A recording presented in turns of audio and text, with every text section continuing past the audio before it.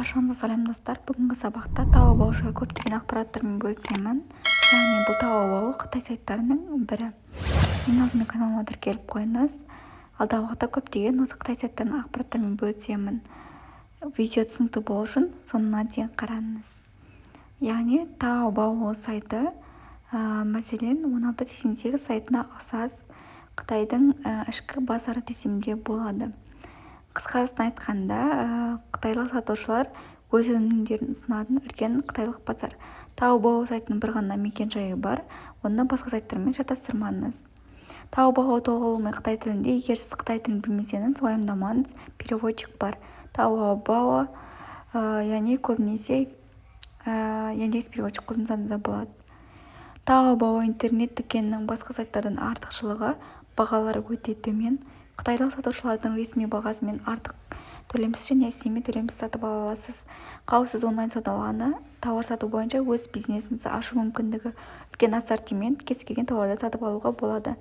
AliExpress-тен қарағанда сапасы жақсы болып келеді. Taobao сайттарының қатты ұнайтын жері WhatsApp көп болады. Қалғандардың живой фото WhatsApp-тары, фото-видео деген сияқты. Мысалы, Zara бірақ 1688-ден бағасы қымбат болып келеді.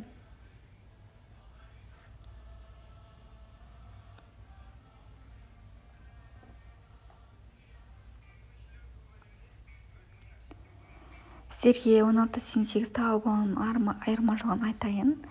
Яғни екі сайтта да бір-біріне қатты ұқсайды. Айырмашылығы Taobao бізден арасынан кішкене сайт деп айтамыз. Ал 1688 оптом болғанда да бәрі бір штуктан ала аламыз. Бірақ көп жерде екі штуктан жоғары алу керек болады. Яғни Pinduoduo сайтының көптеген продавецтері осы Taobao-ның 1688 айырмашылығы. Яғни 1688 сайтынан штуктап болсын оптом товар аласыз. Мысалға, Pinduoduo сатушылары 1688 сайтынан оптом товар алып, соны Pinduoduo сайтына қойып сатады. Қарап тұрсаңыздар, әлде қайда бағасы арзан. Бүгінгі сабақта Taobao сайты жайлы айтамын. Taobao бұл Қытай сайтының бір түрі. Яғни 1688 сайтына ұқсас.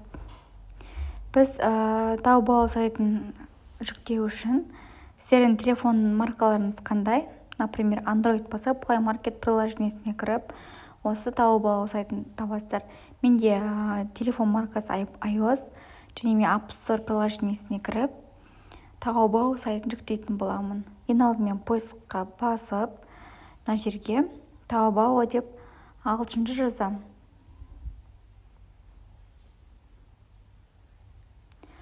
Маған дәл осындай страница ашылды.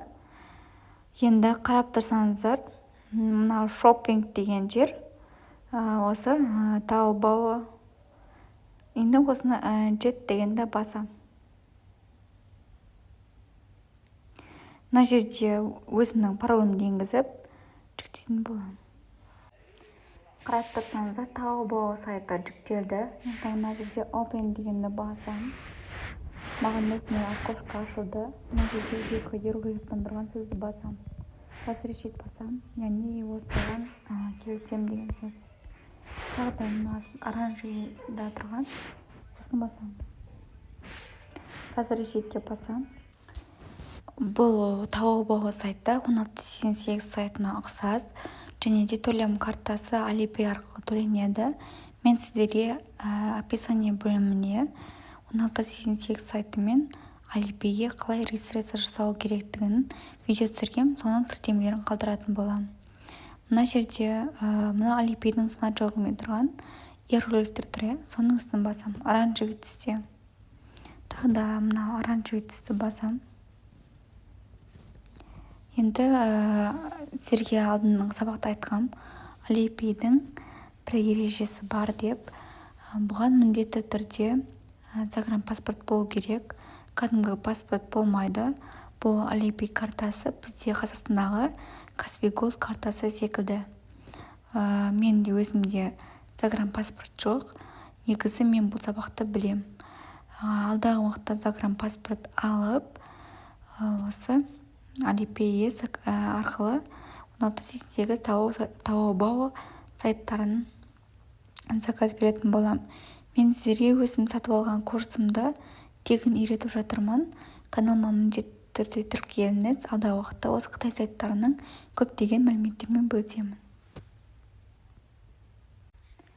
Pinduoduo сайтынан қарағанда 1688 сайты мен Taobao сайтының бір ерекшелігі төлем картасын сіз тек қана осы 1688 мен Taobao сайтының Alipay арқылы оплата жасай аласыз. Яғни товар алған кезде төлемді осы Alipay картасы арқылы төлейсіз.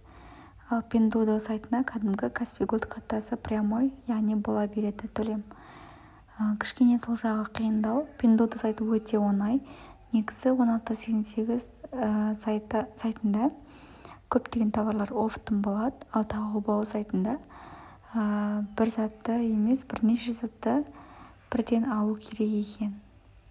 Мен сіздерге заттың ізделу 2 жолын айтамын. Мына жоғарыда тұрған поисққа, яғни өзіңіз керек затыңызды жазасыз.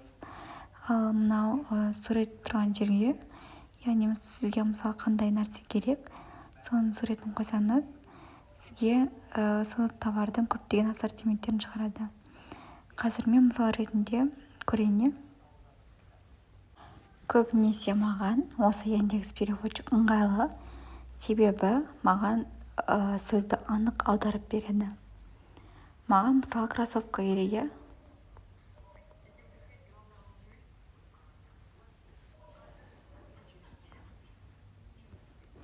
Осыны скопировать етіп алып, Taobao сайтына кірем. Енді мына поисққа бағанағы скопировать етіп алған сөзді қоям. Мына пасте деген басам.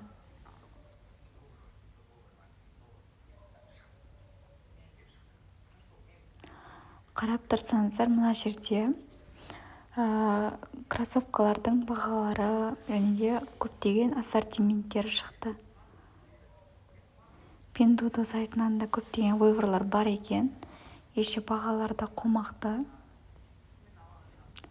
Сіздер де дәл осылай поисққа керек заттарыңызды іздеп жаза аласыздар. Pinduoduo сайты негізі оңайырақ екен. Мысалға, Pinduoduo сайты кезінде тек Қытай тілін ғана қабылдайтын еді.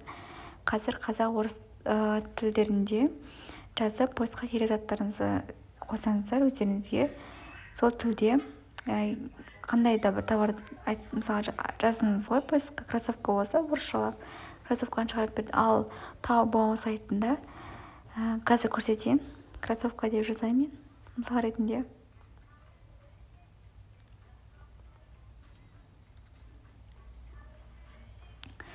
Маған, яғни орыс тілін әлі қабылдамаған бұл Taobao сайты, яғни маған поисктан бұндай товарды көрсетіп шығарған жоқ.